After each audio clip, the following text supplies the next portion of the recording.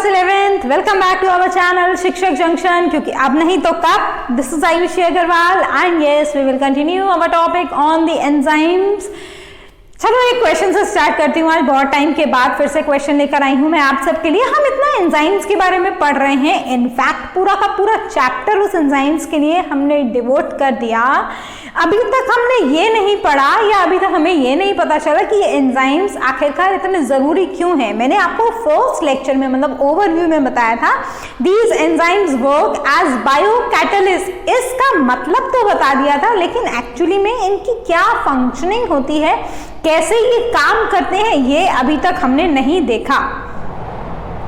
कुछ noises unavoidable होती हैं, तो I just stop at that particular point, right. हाँ, तो अब क्या होता है, एंजाइम्स एक्चुअली में क्या करती हैं, ये है आज की इस लेक्चर का क्वेश्चन। और इस क्वेश्चन का आंसर मैं आपको लेक्चर के टाइम पर ही दूंगी, लेकिन उससे पहले एक और छोटा सा एंजाइम्स के बारे में पॉइंट। जैसे कि हमने लास्ट लेक्चर में अपना apo enzyme, holo enzyme, prosthetic group, उससे पहले को एंजाइम, को फैक्टर, ये सारी चीजें डिस्कस करी थी। वैसे ही एंजाइम्स में एक और इंपॉर्टेंट टर्मिनोलॉजी आती है जिसको हम बोलते हैं आइसो एंजाइम। ठीक है, आइसो एंजाइम को आइसोजाइम भी बोला जाता है, एन खा जाते हैं कभी कभी हम। ठीक है, तो आइसो एंजाइम या आइसोजाइम, ये दो टर्मिनोलॉजीज हैं जो एक ही चीज को डिनोट करती हैं। और क्या है ये ऐसी एंजाइम्स का ग्रुप होता है विच, देखो याद आपको क्या रखना है, they are just the forms. ठीक है, कैसी फॉर्म है, ये दोनों एक ही हैं वैसे तो। क्या है ये, दे catalyse the same reaction.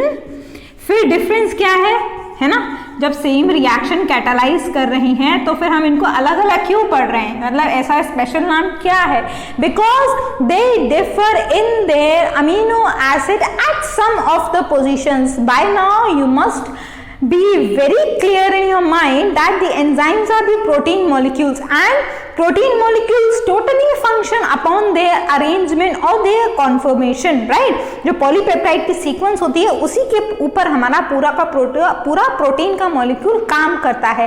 Enzymes भी क्या है, प्रोटीन्स है, except one enzyme that is ribozyme. उस एंजाइम को छोड़कर आइसो एंजाइम्स वो वाली एंजाइम्स होती हैं जो एक ही रिएक्शन को कैटलाइज तो करते हैं, but they differ in their amino acid structure, और you can say polypeptide sequence, और overall you can say their structure at some और the other point. That is how you just classify the आइसोजाइम।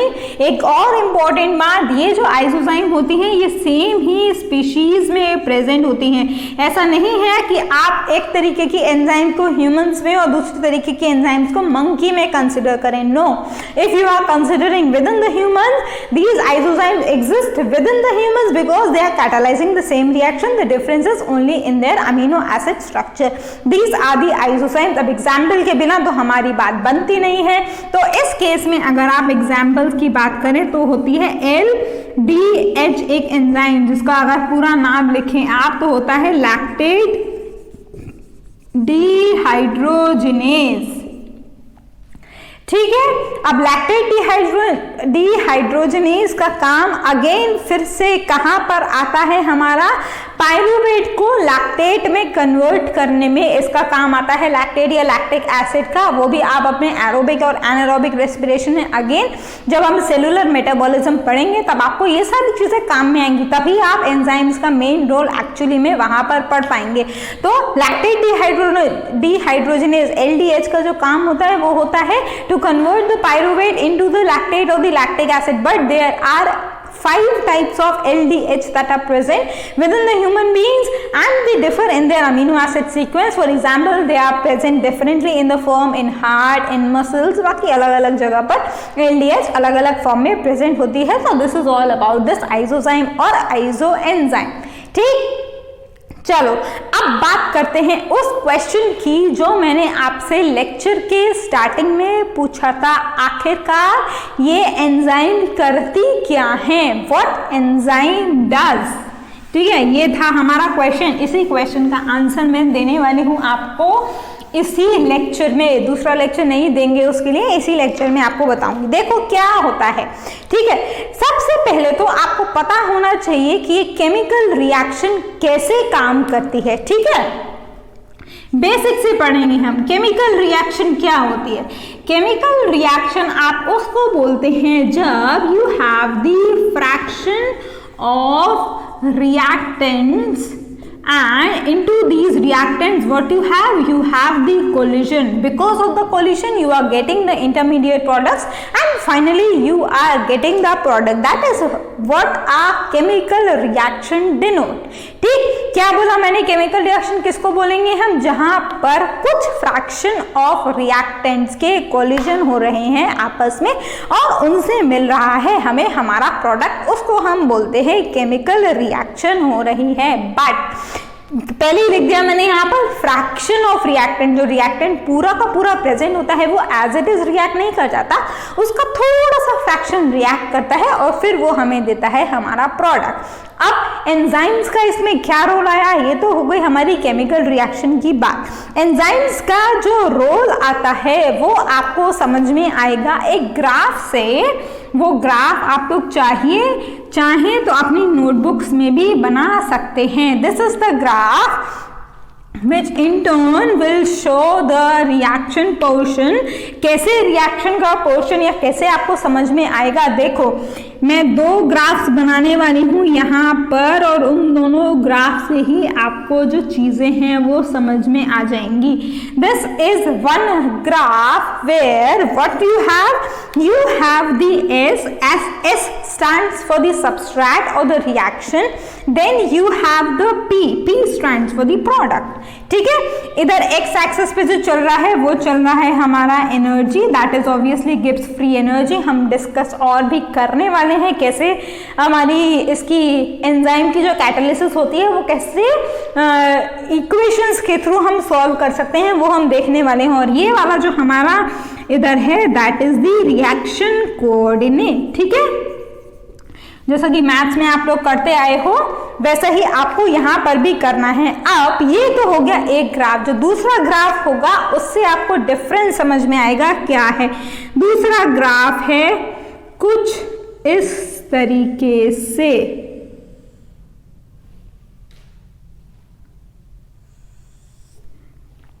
This is the another graph, right. अब देखो कैसे मैं आपको बताने वाली हूं। This is the activation energy EA that is without enzyme, ठीक है। दूसरा जो मैंने यहां पर ग्राफ बनाया है this represents the EA that is activation energy with enzyme. अब आधी बातें तो आपको इसी ग्राफ से समझ में आ गई होंगी कि जब एंजाइम के साथ हमने अपनी रिएक्शन परफॉर्म करी तो जो हमारी EA है, EA क्या होता है सबसे पहले तो वही देखेंगे हम।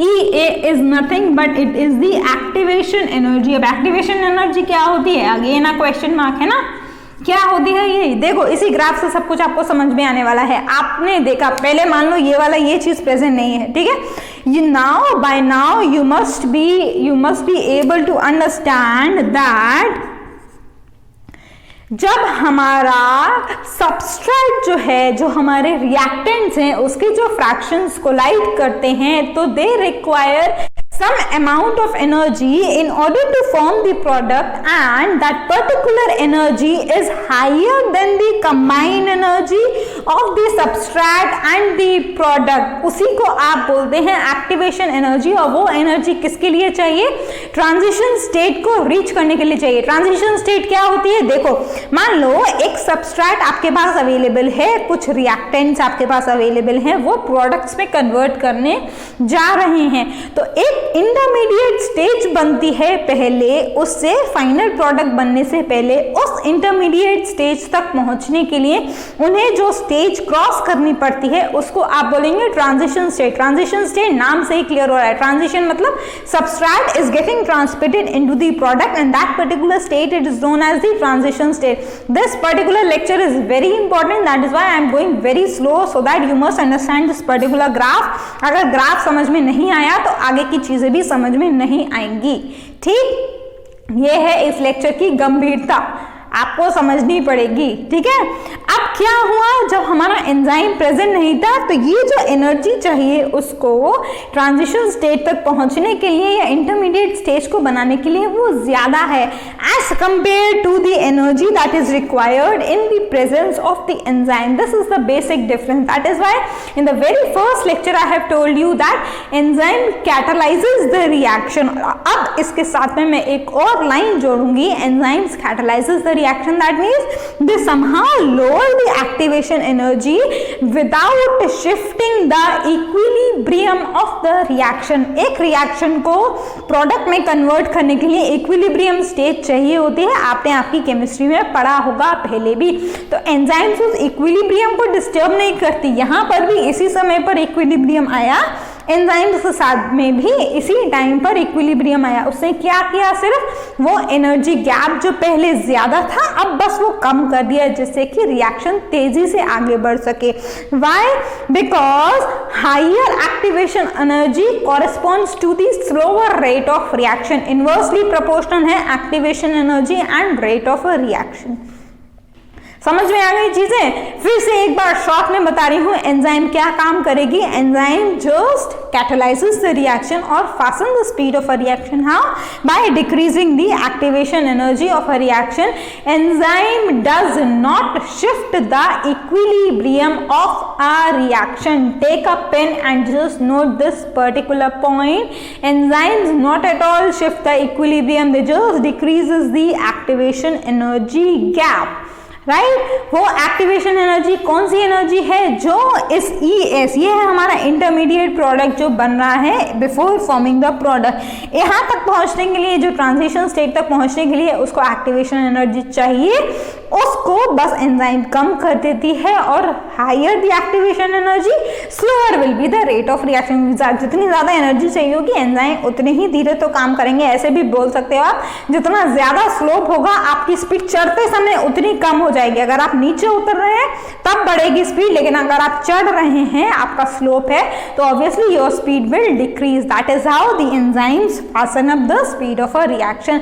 This is the answer to the question कि एंजाइम्स आखिरकार क्या करती हैं. अब आपको समझ में आ जाएगा एंजाइम क्या करती हैं. अब इसके बाद एंजाइम्स की कुछ और स्पेशल प्रॉपर्टीज शुरू होने वाली हैं. कुछ प्रॉपर्टीज मैंने आपको फर्स्ट लेक्चर में बताई थी, बहुत सिंपल प्रॉपर्टीज थी. अब आपको एक और क्या बोलते हैं उसको, अतरंगी बोल देती हूँ, चलो मैं, वो बात और पता चलेगी स्पेशली एंजाइम्स के केस में. लेकिन उससे पहले ये ग्राफ समझ में आ जाना चाहिए. If at all you have any doubt in this particular graph, you are free to ask in the comment section और थ्रू द जीमेल आईडी. और मैं बार बार रिपीट करती आ रही हूँ, if you want to study material then obviously you can contact me on the Gmail और on the number that has been provided to you. Right? Till then have a good day, but before that please subscribe the channel if you have not done that so far. We will meet again in our next lecture. Till then, have a good day all of you. Bye bye. Thank you.